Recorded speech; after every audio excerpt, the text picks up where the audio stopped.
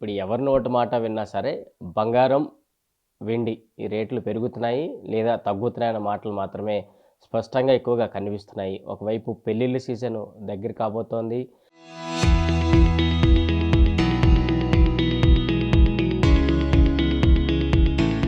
దీంతో పాటు ప్రపంచ దేశాల్లో నెలకొన్న సమస్యలు, భారత్ ఇతర దేశాలు చేసుకుంటున్న ఒప్పందాలు కావచ్చు, ఇప్పుడు భారత్‌కి ఇది జీడీపీ రేటింగ్స్‌లో కావచ్చు, ఇలాంటి అంశాలన్నీ కూడా ఇప్పుడు తెర మీదకొస్తున్నాయి. సో, వీటన్నిటికీ మనం పూర్తి విశ్లేషణ చేయడానికి మనతో పాటు కోరుకుంట్ల నమశివాయ ఇప్పుడు మనతో పాటు ఉన్నారు. ఆయన్ని అడిగి తెలుసుకుందాం. ఇప్పుడు ఇలాంటి తరుణాల్లో భారత్ తీసుకునే నిర్ణయాలు ఏ విధంగా ఉండబోతున్నాయి అనుకుని చెప్పొచ్చు సార్? అంటే భారతదేశం అనేది మన కంట్రీ రిలేటెడ్ తీసుకున్న నిర్ణయాలే కదా ఇప్పుడు జరుగుతూ ఉన్నాయి. ఈ మధ్యన యూరోపియన్ యూనియన్‌తో ట్రేడ్ డీల్ సైన్ చేశారు. తర్వాత అమెరికాతో సైన్ చేశారు. ఇంకా రానున్న టైంలో కూడా చాలా కంట్రీస్‌తో ట్రేడ్ డీల్స్ జరగబోతున్నాయి. సో, ఇండియా మన కంట్రీ సైడ్ నుండి నిజంగా కూడా ఇలాంటి ఒక గడ్డు కాలంలో కూడా మంచి నిర్ణయాలు తీసుకుంటున్నారని మనం చెప్పొచ్చండి. సో, ఇవి రేపటి రోజున రానున్న కాలంలో 5, 10 సంవత్సరాల్లో వీటి ఇంపాక్ట్ అనేది మనం క్లియర్‌గా చూడగలుగుతాం. సో, పర్టిక్యులర్‌గా గోల్డ్ గురించి ఏమి నిర్ణయాలైతే దేశంలో ఇంతవరకు తీసుకోలేదు ఈ మధ్య కాలంలో. కాకపోతే అడుగుతున్నారు కదా! ఇలా పెరుగుతున్నాయి, తగ్గుతున్నాయి బంగారము, వెండి 4,00,000 పైన వరకెళ్ళింది. తర్వాత మళ్ళీ కింద 2,25,000 కూడా చూడడం జరిగింది. దాదాపు సుమారుగా 50% రఫ్‌లీ కరెక్ట్ అయింది. అట్లే బంగారం కూడా పైనుండి సుమారు 2,00,000 నుండి 1,55,000 దరిదాపులోకి వచ్చింది. సో, 40,000 సుమారుగా 40,000 బంగారం కూడా కరెక్షన్ చూసాం మనం. సో, రానున్న రోజుల్లో ఎలా ఉండొచ్చు ఇది? సో, రానున్న రోజుల్లో ఎలా ఉండొచ్చు అంటే, ఇది ఇప్పుడు ఎలాంటి అసెట్ క్లాస్ అని చెప్పొచ్చు అంటే, కొంచెం గట్టిగా కరెక్ట్ అయితే కొనుక్కోవచ్చు అని చెప్పొచ్చు. బంగారమైనా, వెండి అయినా 2 కూడా. ఎందుకంటే దేశాలు సెంట్రల్ బ్యాంక్స్ వాళ్ళు కొంటున్నారు. బంగారం కొంటున్నారు, వెండి కొంటున్నారు కాబట్టి కంటిన్యూయస్‌గా సపోర్ట్ అనేది ఉంటది. వెంటనే ఫిసిలేట్ అయిపోయే అవకాశాలు లేవు. వెంటనే అయిపోతుంది, ఇంకా పడిపోతుందనే అవకాశాలు అయితే కనబడట్లేదు. సో, కాబట్టి ఎవ్రీ గుడ్ కరెక్షన్. సో, ఇన్వెస్టర్లు కావాలంటే కొంత ఇన్వెస్ట్ చేయొచ్చు. అక్కడ నుండి మళ్ళా కొంత అప్సైడ్ వస్తుంది. 15%, 20% అప్సైడ్ రావచ్చు. వచ్చినప్పుడు ఎగ్జిట్ అవ్వడానికి అవకాశం ఉంటుంది. ఒక రేంజ్ బౌండ్‌లో ఉండడానికి అవకాశం రానున్న 2, 3 నెలల కాలము ఒక రేంజ్ బౌండ్‌లో ఉండొచ్చు. సుమారుగా బంగారం ఉందనుకోండి 1,50,000 నుండి 1,70,000 మధ్యలో కదిలాడే అవకాశాలు ఉన్నాయి. ఆర్ 1,75,000 అంత మించి పోకపోవచ్చు. 2,00,000 అయితే ఇప్పట్లో అయితే టచ్ అవ్వకపోవచ్చు. రానున్న 2 నెలల్లో కానీ, 3 నెలల్లో కానీ. సో, అవసరమైన కరెక్షన్ చాలా స్టీప్‌గా పెరిగినాయి కాబట్టి ఏదైతే కరెక్షన్ రావాలో which is good for health అంటాం కదా! సో, అది ఇప్పుడు జరిగిందని అనుకోవచ్చు. కొంతకాలం పాటు ఇలానే సైడ్ వేస్ కానీ ఇట్లా కదిలాడే అవకాశం ఉంది. కాబట్టి ఎవ్రీ గుడ్ కరెక్షన్ అనేది ఇక్కడ నుండి కూడా కొంత కరెక్షన్ వస్తే కొనడానికి ట్రై చేయొచ్చండి. అక్కడ నుండి కూడా ఒక 15%, 20% అప్సైడ్ వస్తే మళ్ళీ అమ్మేసుకోవచ్చు. సో, వెండిలో అయితే ఇంకా ఎక్కువగా మూవ్‌మెంట్ ఉండొచ్చు. వెరీ వోలటైల్ ఉండొచ్చు వెండి. సో, మేబీ వెండి అనేది 2,25,000 దరిదాపుల్లో కొంచెము ఆ దగ్గరికి వస్తే మాత్రం కొనుక్కోవచ్చు. సో, మళ్ళీ 3,00,000, 3,25,000 అప్పర్ సైడ్ ఉండొచ్చేమో, అంతకు మించి పోకపోవచ్చేమో అని అనుకుంటున్నాము. సో, కాబట్టి ఈ రేంజ్‌లోనే తిరుగుతూ ఉంటాయి. సో, గుడ్ కరెక్షన్‌లో డెఫినెట్‌గా కొనుక్కోవడానికి ప్రయత్నం చేయొచ్చు. అంటే షార్ట్ పీరియడ్‌కి ఇన్వెస్ట్‌మెంట్ వ్యూతో ఉన్నవాళ్ళు. లేదు అంటే బంగారంలో పెళ్ళిళ్ళు, ఫంక్షన్లు వచ్చేటివి ఉన్నాయి. రానున్న 5 ఏళ్ళు, 3 ఏళ్లలో అనేవాళ్ళు ఎస్ఐపి మోడ్‌లో కొనుక్కోవడం మనం స్ట్రాంగ్‌గా సజెస్ట్ చేస్తున్నాం. సో, ఎవ్రీ మంత్ కొంత కొనుక్కుంటూ పోతే ఒక fixed amount 10,000, 20,000 worth fixed amount వాళ్ళకి ఎంత గోల్డ్ అక్యుములేట్ చేయాలో చూసుకొని దాన్ని డివైడ్ చేసుకొని అంత అమౌంట్ ఎవ్రీ మంత్ ఫిక్స్డ్‌గా 20,000, 50,000 వాటెవర్ ద అమౌంట్ వాళ్ళ అవసరం ఉన్న గోల్డ్ కొనేట్టుగా వాళ్ళు దాన్ని నెక్స్ట్ 5 ఇయర్స్ కోసం ఆ 10 ఇయర్స్ కోసం ఎస్ఐపి మోడ్‌లో కొనుక్కోవడం బెటర్ అండి గోల్డ్. సో, ఒకటేసారి కొనాలి అంటే తెలీదు. ఎక్కడ బాటమ్ అనేది ఎవరు చెప్పలేరు కాబట్టి ఎస్ఐపి మోడ్ ఈజ్ ఇట్లాంటి వోలటైల్ మూవ్‌మెంట్‌లో SIP mode is always better. లేదు అనుకుంటే గట్టిగా పడ్డప్పుడల్లా 1,50,000 దరిదాపుల్లోకి వస్తే కావాలంటే కూడా, అంటే ప్యూర్ గోల్డ్ నేను మాట్లాడేది, కావాలంటే కొంత కొనుక్కోవచ్చు. సో, కాబట్టి దాని కింద రాదా అంటే చెప్పలేము. ఎందుకంటే ఫండమెంటల్గా మాత్రం డాలర్ వీక్ అవుతూ వస్తుంది. సో, ఇప్పుడు ట్రంప్ తీసుకున్న నిర్ణయాలన్నీ కూడా చూస్తూ ఉన్నాము. రోజుకో నిర్ణయం, రోజుకో టెన్షను, అన్ని దేశాలు గజగజలాడిపోతున్నాయి. సో, కాబట్టి ఎవరైతే ఎదురు తిరుగుతున్నారో వాళ్ళకి మళ్ళీ కొంచెం కన్సిడరేషన్ ఇచ్చేసి తగ్గించేసి మళ్ళీ సెటిల్ చేస్తున్నాడు. సో ఈ ట్రంప్ తీసుకునే ఈ నిర్ణయాలన్నీ కూడా ప్రపంచానికి చాలా ఇబ్బందికరంగా ఉన్నాయి. బంగారం వెండికి పాజిటివ్గా ఉన్నాయి, పెరగడానికి దోహదపడుతున్నాయి. ఇవన్నీ చూసి డాలరు నిల్వలన్నీ కూడా అన్ని దేశాలు స్లోగా అన్ని అమ్ముకుంటూ బంగారంలోకి, వెండిలోకి లేదా మిగతా అసెట్ క్లాసుల్లోకి డైవర్సిఫై చేసుకుంటున్నారు. రానున్న కాలంలో కూడా ఇది కంటిన్యూ అవుతుంది. ఇప్పుడే 6 నెలల్లో 3 నెలల్లో ఆగిపోయేది కాదు ఇది. ఈ ట్రెండ్ విల్ కంటిన్యూ అండి. సో దేశాలన్నీ కూడా ప్రాబబ్లీ ఇంకా కొంటూనే ఉంటారు. వాళ్ళు ఇమీడియట్గా ఏం అమ్ముతారని అయితే అనిపించట్లేదు ప్రస్తుతానికి. ఏమంటారు ఇప్పుడు మెయిన్ రీజన్స్ ఏంటి? గోల్డ్ కావచ్చు, సిల్వర్ కావచ్చు, ఇంత మేరకు హెచ్చు తగ్గులు రావడానికి గల మెయిన్ రీజన్స్ ఏమనుకోవచ్చు అండి? అంటే మనం గత 3-4 సంవత్సరాలుగా చూస్తున్నాము. కోవిడ్ నుండి ఎస్పెషల్లీ స్టార్ట్ అయింది. ఎక్కడా కూడా ఈ అన్సర్టనిటీ అనేది తగ్గట్లేదు. యుద్ధాలు మొదలైనవి, ఓ 3 చోట్ల యుద్ధాలు మొదలైనవి. సో అవేమీ ఆగట్లేదు. సో కంటిన్యూస్గా జరుగుతూనే ఉన్నాయి, ప్రాబ్లమ్స్ ఉన్నాయి.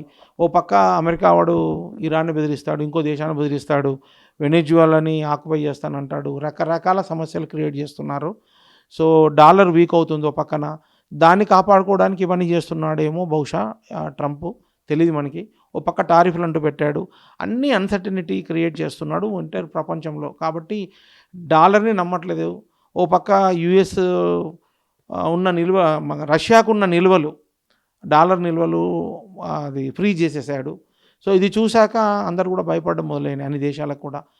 రేపు ఇప్పుడు రష్యాకు జరిగింది, తర్వాత మనకు కూడా జరుగుతుంది, మనకు డాలర్ రిజర్వ్స్ ఉన్నాయి కదా అనేది ఒక భయం అనేది అన్ని దేశాలకు వచ్చింది. అప్పటి నుండే బంగారం వైపు అందరూ చూసి ఇన్వెస్ట్మెంట్లు చేస్తున్నారు. సో కాబట్టి దేశాలు అందుకనే కొంటున్నారు. డాలర్ కూడా వీక్ అవుతూ వస్తుంది, డిమాండ్ తగ్గుతుంది దానికి. ఈ దేశాలన్నీ కూడా అన్లోడ్ చేసే ప్రయత్నం చేస్తున్నారు. డాలర్ రిజర్వ్స్, బాండ్స్ అన్లోడ్ చేసి గోల్డ్ కానీ లేకపోతే సిల్వర్ కానీ ఇంకా ఏదైనా ప్రత్యామ్నాయ అసెట్ క్లాస్ వైపు చూసి ఇన్వెస్ట్మెంట్లు చేసుకునే ప్రయత్నం చేస్తున్నారు.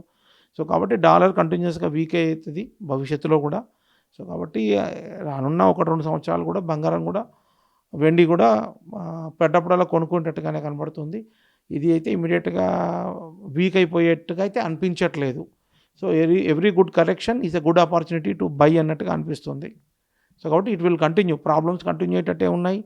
సో ఈ వీక్నెస్ వచ్చినప్పుడల్లా కూడా కొనుక్కోవచ్చు బంగారం కానీ వెండి కానీ అని చెప్పాలి. ట్రేడ్ అగ్రిమెంట్ కూడా రాబోతోంది.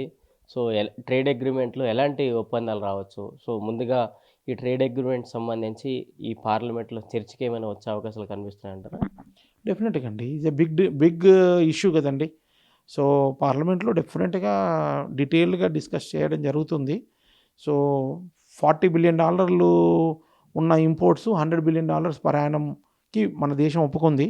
అది కొద్దిగా ఎక్కువ ఇంపోర్ట్స్ అవుతాయి. ఆ ఇంపోర్ట్స్ అన్నీ కూడా ఫామ్ రిలేటెడ్ కానీ లేదా డైరీ రిలేటెడ్ కానీ ఇంపోర్ట్ చేస్తారు అని ఆల్రెడీ కొంచెం ఫార్మర్స్ వరీ అవుతున్నారు. బట్ నెక్స్ట్ 5 years 500 అంటున్నారు. కాబట్టి సో ఇయర్లో కొంచెం తక్కువ ఉంటుంది, ఇయర్ వైజ్ పెరుగుతూ ఉండొచ్చు. 5th yearలో ఇంకా కొంచెం ఎక్కువ ఎక్స్పోర్ట్ ఉండే అవకాశాలు ఉన్నాయి. అంటే స్లోగా పెరుగుతూ ఉంటాయి. బట్ వాళ్ళ క్యాలిక్యులేషన్ వాళ్ళకు ఉంటాయి, డెఫినెట్గా ఉన్నాయి. కాబట్టి మన వాళ్ళు ధైర్యంగా ఒప్పుకున్నారని మనం అనుకోవాలి. సో కాబట్టి ఇంపోర్ట్స్ ఉన్నాయి, ఎక్కువ ఒప్పుకున్నారు. కానీ ఈ ఫామ్ రిలేటెడ్ కాకుండా వేరే ఇంపోర్ట్స్ ఉంటే ఓకే, అంత ఇష్యూ ఏముండదు. సో డెఫినెట్గా ఇది కొంచెం హల్లాగుల్లా అవుతుందండి పార్లమెంట్లో, ఆ డిస్కషన్స్ అవుతాయి.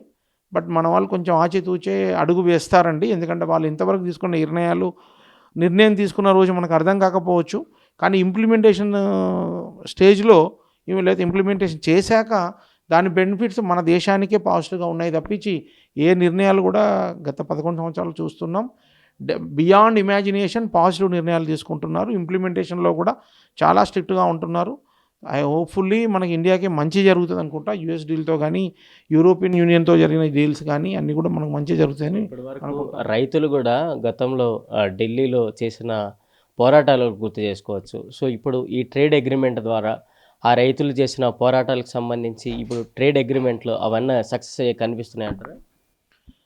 అంటే ఉండకపోవచ్చు అండి, ఫస్ట్ టైం కాబట్టి చాలా పవర్ఫుల్గా అయింది. దాని వెనకాల వేరే నేతలు ఉన్నారు, రకరకాల వాళ్ళు ఉన్నారు కాబట్టి. అండ్ అప్పుడు సడన్గా జరిగింది. సో సెంట్రల్ గవర్నమెంట్ కూడా ఎక్స్పెక్ట్ చేయలేదు ఇంత ఉంటుందని. ఇప్పుడు now they are experienced. Plus అందులో పసలేని ఇవన్నీ ధర్నాలండి. ఎందుకంటే అల్టిమేట్గా ఇన్నాళ్ళు డిలే చేసింది మన గవర్నమెంట్ యూరోపియన్ అంటే యుఎస్తో ఎందుకు ట్రేడ్ డీల్ సైన్ చేయలేదు అంటే ఇంతకాలము వాడు 50% చేసినా 500% చేస్తా అన్నా భయపడకుండా నెగోషియేషన్లోనే ఉన్నారు. చాలా కాలం గడిచిపోయింది. ఎందుకు అంటే మనము ఈ ఫార్మర్స్కి ఇంపాక్ట్ అవ్వకూడదు, పాల ఉత్పత్తులు అవన్నీ మనం అక్కడికి వెళ్ళి మనం ఇక్కడ తెచ్చుకోకూడదు అని మెయిన్గా ఉండే కాబట్టి అవన్నీ వాళ్ళు అడ్రస్ చేసి ఉంటారని అనుకుంటున్నాము. సో కాబట్టి అంత వర్రీ అవ్వాల్సిన పని లేదు. ఒకవేళ ధర్నాలు అవి ఉన్నా కానీ రియల్ ఫ్యాక్ట్స్ అనేది బయటికి వస్తే సబ్సైడ్ అవ్వచ్చండి. అంత వర్రీ అవ్వాల్సిన పని ఉండకపోవచ్చు. ఫైనల్గా జీడిపి రేట్లో కూడా ఇప్పుడు భారత్ తన స్థానం మెరుగుపరుచుకుంటూ కూడా ముందే అడుగులేస్తుంది. సో 2047 భారత్ విజన్, ఈ వికసిత్ భారత్ సంబంధించి అడుగులు ఏ విధంగా ఉండే అవకాశాలు కనిపిస్తున్నాయంటారు? అంటే ఇంత లాస్ట్ 11 years అయితే చాలా బాగుందండి. సో నిజంగా కూడా ఒక మంచి లీడర్ కనుక సెంటర్లో ఉండి దేశం గురించి ఆలోచించే నాయకుడు ఉంటే తప్పకుండా మనం 2047కి ఆ వికసిత భారత్ అనేది ఏదైతే కలగంటున్నామో అది జరిగే అవకాశం ఉంది. సో కాబట్టి good days are ahead for India. So కష్టాలు ఉంటాయి, సమస్యలు ఉంటాయి, అవన్నీ ఛాలెంజెస్ లాగా తీసుకోవాలి మనం. సో డెఫినెట్గా it will be good time for India అనుకోండి. రానున్న 10-20 సంవత్సరాలు డెఫినెట్గా గుడ్ టైం ఫర్ ఇండియా అండి. Thank you sir. సో ఇది మొత్తానికి 2047 భారత్ వికసిత్ భారత్గా ముందుకు వెళ్ళడానికి మంచి రోజులు రాబోతున్నాయి అంటూ కూడా చెప్తున్నారు. ఇక వెండి కావచ్చు, బంగారం, దానిపైన పెట్టడానికి ఇన్వెస్టర్లు ఎవరైనా ఉంటే కొంచెం ఆచితూచి అడుగుడు వేయడం బెటర్ అంటూ కూడా చెప్తున్నారు. మరి ఇటు భారత్ అమెరికా ట్రేడ్ అగ్రిమెంట్కి సంబంధించి అడుగులు పడబోతున్నాయి కాబట్టి సో పార్లమెంట్లో చర్చలోకి తీసుకొచ్చిన తర్వాత అసలు ఈ ఏ విధంగా ముందుకు వెళ్తున్నారు అనే పూర్తి కోణంలో కూడా ఫస్ట్ చర్చలోకి వచ్చిన తర్వాత దీని ప్రకారం ముందుకు అడుగులు వేసే అవకాశాలు ఇప్పుడు కనిపిస్తున్నాయని కూడా విశ్లేషకులు రేణుకుంట్ల నమశివ తెలుపుతున్నారు. వీడియో జర్నలిస్ట్ జ్ఞానేశ్వర్తో ప్రశాంత్, RTV హైదరాబాద్ నుంచి. Local to global news at your finger tips. మీ చేతిలో ఒక ఆయుధం. Download Raw TV app. Media legend Ravi Prakash is back.